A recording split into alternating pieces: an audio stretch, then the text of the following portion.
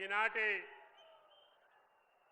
Congress party కార్యకర్తల సమావేశానికి అదేవిధంగా మున్సిపల్ ఎన్నికల సన్నాహక సమావేశానికి ముఖ్య అతిథిగా విచ్చేసినటువంటి గౌరవనీయులు రాష్ట్ర ముఖ్యమంత్రి వర్యులు రేవంత్ రెడ్డి గారికి, సభాధ్యక్షులు పాలేరు శాసనసభ్యులు శ్రీనివాసరెడ్డి గారికి, సహచర మంత్రివర్యులు ఆర్థిక మంత్రి బట్టి గారికి, నీటిపారుదల శాఖ మంత్రులు ఉత్తమ్ గారికి, ఇన్ఛార్జి మంత్రివర్యులు శ్రీహరి గారికి, ప్రియమైన పార్లమెంటు సభ్యులు, శాసనసభ్యులు, కార్పొరేషన్ చైర్మన్లు, ముఖ్య నాయకులు, పత్రికా విలేకరులు, పెద్దలందరికీ హృదయపూర్వక నమస్కారం.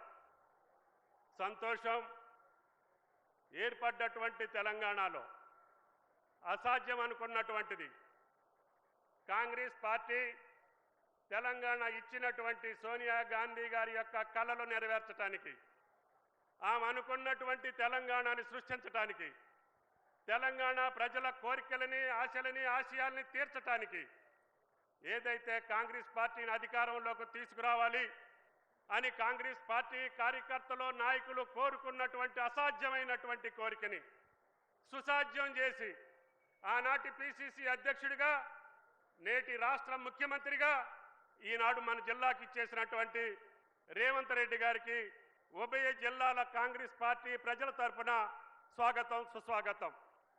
ఈ జిల్లాలో ఎన్నో అభివృద్ధి కార్యక్రమాలు చేసే అవకాశం నాకు సుదీర్ఘకాలం లభించినప్పటికీ నా జీవిత కోరిక, నా జిల్లా ప్రజల యొక్క శాశ్వత కోరిక దగ్గరలో ఉన్నటువంటి గోదావరి జలాల్ని ఈ 10 నియోజకవర్గాలకి పంచాలనేటువంటి ఏకైక లక్ష్యంతో నా యొక్క కోరికని మధ్యలో ఆగిపోయినటువంటి సీతారామ ప్రాజెక్టుకి ఇంకా 4,000 కోట్లు అధికంగా ఖర్చు అవుతుంది అని చెప్పినప్పటికీ ముఖ్యమంత్రి గారు, ఆర్థిక మంత్రి, ఇరిగేషన్ మంత్రి యొక్క సహాయ సహకారాలతోటి గత నెలలోనే దానికి రివైజ్డ్ ఎస్టిమేట్స్ కూడా శాంక్షన్ చేసి ఈనాడు భూసేకరణ చేసి తద్వారా అన్ని నియోజకవర్గాల్లో గోదావరి జలాలు పారించడమే కాదు, భవిష్యత్తులో కృష్ణా జిల్లాలో మనకి ఇబ్బంది వచ్చినప్పుడు కూడా ఆ ఆయకట్టు 3 లక్షల ఎకరాలని కూడా స్థిరీకరించేటటువంటి మహద్భాగ్యాన్ని ఇవాళ కార్యరూపంలోకి తీసుకొచ్చినటువంటి ముఖ్యమంత్రి గారికి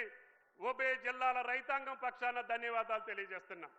ఏటా 1,00,000-1,500 ఎకరాలతోటి ఈ 3 సంవత్సరాల్లోనే సుమారు 5-6 లక్షల ఎకరాలకి నీళ్లు ఇచ్చేటటువంటి మహద్భాగ్యం రేవంత్ రెడ్డి గారి అధ్యక్షతన ముఖ్యమంత్రి సారథ్యంలో తప్పకుండా పూర్తి చేస్తామని చెప్పి ఈ సభా సందర్భంగా విజ్ఞప్తి చేస్తున్నా. ఈ నియోజకవర్గానికి కూడా నేను కొద్ది రోజులు శాసనసభ్యుడిగా, మంత్రిగా ఉండే అవకాశం వచ్చింది.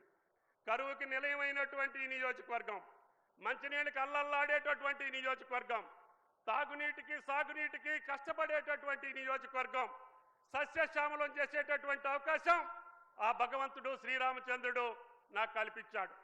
అందుకని ఈరోజు పాలేరు నియోజకవర్గం పచ్చని పంటలతోటి, పచ్చని రాసులతో తొలతూగుతుందంటే అది నా జీవిత లక్ష్యాన్ని నెరవేర్చినటువంటి కోరిక. సాగరం మీద ఎత్తిపోతల పథకాలతోటి పాటు, పాలేరులో భక్త రామదాస్ తోటి పాటు ఈనాడు పాలేరు పామాయిల్కి కూడా ఒక హబ్బుగా అత్యంత ఖరీదైనటువంటి నియోజకవర్గం. ఒకప్పుడు పాలేరు అంటే పిల్లని ఉన్నటువంటి నియోజకవర్గం, ఇప్పుడు మీ పిల్లని చేసుకుంటామని వచ్చేటటువంటి నియోజకవర్గం, మీ భూముల్లో పంటలు పండి పసిడి రాసులు నింపేటటువంటి నియోజకవర్గం పాలేరు. అన్ని గిరిజన తండాలకి రహదారులు వేసేటటువంటి అవకాశం వచ్చింది.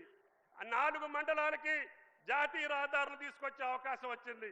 అన్ని నియోజకవర్గాలకి అన్ని సౌకర్యాలు కల్పించేటటువంటి మహద్భాగ్యం నా జీవితంలో, నా రాజకీయ చరిత్రలో నాకు కలిగింది.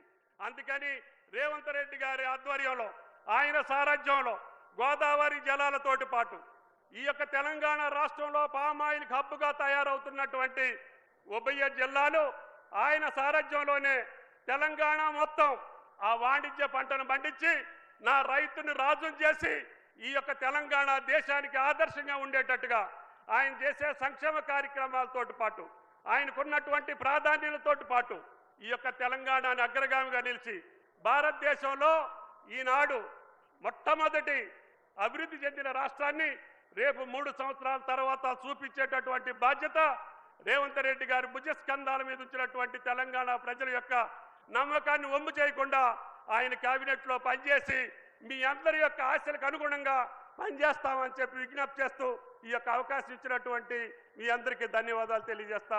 Thank you. నమస్కారం. సంతోషం తుమ్మల గారు.